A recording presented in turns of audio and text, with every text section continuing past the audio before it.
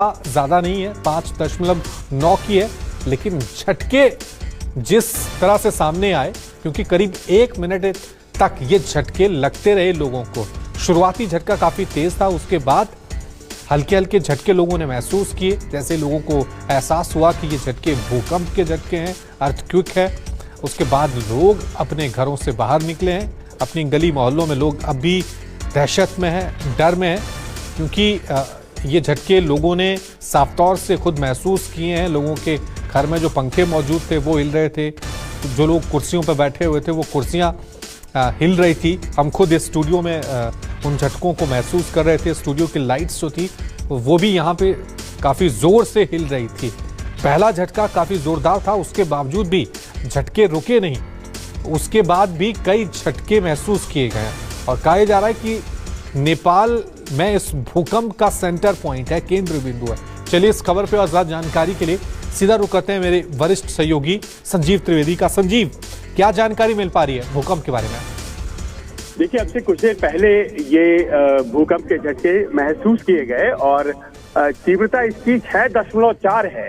6.4, हालांकि पहले थोड़ी कम बताई जा रही थी, लेकिन जो अभी ताजा आंकड़े आए हैं उसके अनुसार 6.4 इसकी तीव्रता मापी गई है।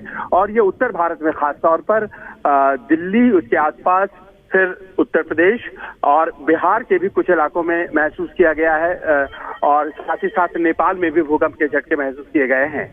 और इस तरह से हम पाते हैं कि जो इसकी तीव्रता है और जहां जहां ये महसूस किया गया है, उसके बाद ये अंदाजा था और अब ये बता भी दिया गया है कि नेपाल में दरअसल इसका केंद्र होने की संभावना है। नेपाल में इसके केंद्र होने की वजह से ही उत्तर भारत के तमाम इलाकों में इसका ज्यादा असर हुआ है। और इस वक्त दिल्ली और एनसीआर में जो तमाम अपार्टमेंट्स हैं, हाई राइज बिल्डिंग्स हैं, उसमें से लोग जो कि इस वक्त घर में थे, सो रहे थे, वो निकल भागे हैं, क्योंकि सबों को बहुत ज्यादा महसूस हुआ ये झटका। हम लोग भी करीब तीसरे फ्लोर पर हैं और हम में से कुछ लोग अभी दफ्तर में हैं और हम लोगों ने भी इसको बहुत ज्यादा महसूस किया और कुर्सियां हिलने लगी। तो ऐसे झटके हाल के दिनों में लगातार बहुत दफे ये सामने आई हैं और ऐसा लग रहा है कि आफ्टर शॉक्स भी आती हैं। तो इसीलिए जो जितने भी लोग हैं उन्हें सतर्क रहने की भी जरूरत है, क्योंकि संभव है कि इन झटकों के बाद कुछ आफ्टर शॉक्स भी आए। और ये जो भूकंप के झटके आए, ये कम से कम कहा यही जा सकता है कि 1 से 1.5 मिनट तक महसूस किए जाते रहे। फिर से कहना चाहूंगा, तीव्रता 6.4 रिक्टर स्केल पर मापी गई है।